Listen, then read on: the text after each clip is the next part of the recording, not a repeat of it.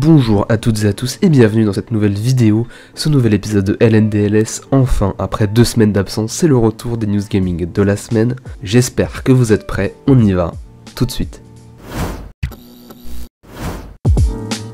Tout d'abord, cette semaine, lors d'une petite conférence dédiée au remake de Dead Space qui a été annoncé par EA il y a quelques mois, ils ont annoncé que le jeu allait être reporté à début 2023. Au départ, ça devait sortir en 2022, mais on n'avait pas de date précise, donc c'est pas vraiment un gros report, mais c'est bon à savoir et ils ont dit qu'ils voulaient que le jeu soit le plus complet et jouable possible à la sortie. Je pense que c'est une plutôt bonne nouvelle.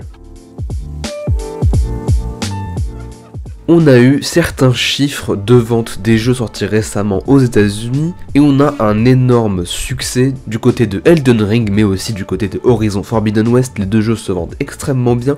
Horizon est quand même le jeu qui se vend le mieux sur PlayStation en ce moment. Ce n'est pas Elden Ring, ça ne l'a pas encore dépassé. Donc les deux jeux connaissent un très franc succès. Cette semaine, on a également eu Geoff Keighley, l'ex-organisateur de l'E3 et l'organisateur actuel de la Summer Game Fest, qui a annoncé que la Gamescom de 2022 aura bien lieu à Cologne comme d'habitude du 24 au 28 août de cette année. Ça nous indique un peu un retour à la normale des événements de jeux vidéo. J'ai hâte, ça fait longtemps et ça me manque un peu. Cette semaine a également eu lieu le petit State of Play de PlayStation, c'était mardi avec pas mal de jeux d'éditeurs japonais, souvent indés. On a eu quand même des news sur le jeu Forspoken édité par Square Enix qui sera en exclusivité console pour PlayStation. On a eu également des nouvelles, une grosse mise à jour pour Returnal qui ajoutera un mode coop et une mise à jour qui sera en plus de ça gratuite. Si vous voulez plus d'informations, je vous invite à aller regarder directement l'événement, il dure une vingtaine de minutes et vous pourrez y découvrir de nouveaux jeux d'éditeurs japonais principalement.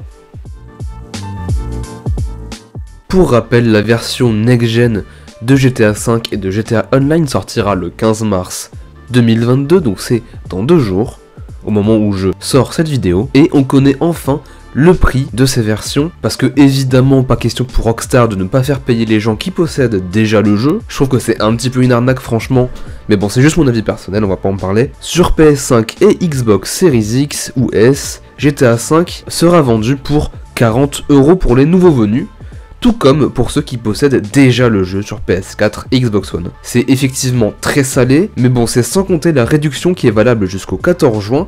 Sur PS5 seulement, la remise en question est de 75% et fait donc tomber le prix du jeu à 10 € pendant les 3 premiers mois. Sur Xbox, là par contre il faudra se contenter de 50% de réduction, ce qui fera 20 € pendant les 3 premiers mois. Donc si vous voulez vraiment prendre le jeu, je vous conseille vraiment de le prendre très vite pour avoir la réduction, parce que entre 40 € et 10 €, il y a quand même une belle différence. Et pour finir, on a également appris que Sony Pictures, en collaboration avec Amazon, était en train de préparer une série en live action sur l'univers de God of War. On sait qu'il y a déjà une série en préparation sur l'univers de The Last of Us sur HBO, mais là pour God of War, je me demande vraiment qui ils vont choisir pour le casting, parce que je pense vraiment que c'est impossible de trouver quelqu'un pour faire Kratos, qui a la carrure évidemment, mais également qui sait vraiment jouer, donc me sortez pas des Dwayne Johnson, ce mec n'est pas un acteur, je suis désolé. J'ai vraiment hâte de voir qui ils vont choisir, mais pour l'instant j'ai quand même mes doutes. Et voilà, c'est déjà la fin de ce nouvel épisode de LNDLS, c'était les news gaming de la semaine, j'espère que ça vous aura plu, un épisode assez court, mais bon j'essaie de les faire quand même assez court pour pas que ce soit trop chiant et que ça prenne trop de temps de votre journée. Je vous remercie d'avoir regardé, je vous invite évidemment à vous abonner pour soutenir la chaîne et à lâcher un petit pouce bleu, ça m'aiderait beaucoup, et n'hésitez pas à commenter si vous avez des remarques ou des questions, comme vous voulez, je vous répondrai le plus vite possible évidemment. Sur ce, je vous souhaite une très bonne fin de semaine et je vous dis à la prochaine. Ciao ciao.